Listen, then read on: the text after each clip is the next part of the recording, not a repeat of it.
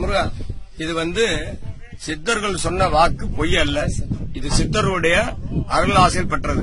இன்று எய்ட்ஸ் ரொம்ப பரவி என்னென்னமோ கண்டுபிடிக்க முடியாத நிலையெல்லாம் செத்துக்கிட்டு இருக்காங்க. அவங்கனாலே கண்டுபிடிக்க முடியல. ஆனா சித்தர்கள் சொல்லி வச்சது அன்னைக்கே இது கொட்டாங்கரந்தைன்னு பேரு. இது கொட்டாங்கரந்தைய இடிச்சு சாறு எடுத்து கொடுக்கலாம், காய்ச்சி குடிக்கலாம். இதை தினசரி 40 நாள் குடிச்சா எப்படிப்பட்ட எய்ட்ஸ்னாலும் சரி, கேன்சர் எதுனாலும் குணமடையக்கூடிய சக்தி இதுல இருக்கு. இதுல இளஞ்செடி இன்னும் ஒரு 10-20 நாள்ல பூ முளைச்சிடும். இந்த பாருங்க, அந்த பூவு வயலட் கலர்ல பூ வரும், வெள்ளை கலர் வரும்.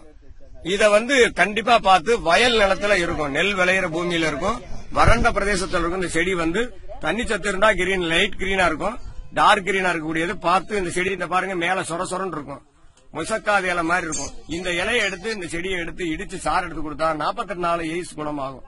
மருந்து வேற வேண்டியதில்லை, இதை காப்பாற்றலாம்.